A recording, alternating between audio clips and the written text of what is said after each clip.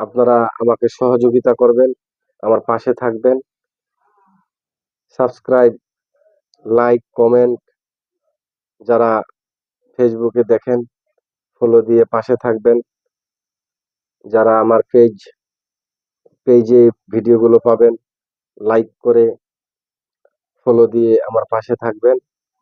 আপনাদের কাছে আমার এটাই চাওয়া, এবং রাসূলের জীবনী প্রচারে আমাকে আপনারা সহযোগিতা করলে এটার যে সওয়াবের অংশীদার আপনারাও পাবেন ইনশাআল্লাহ।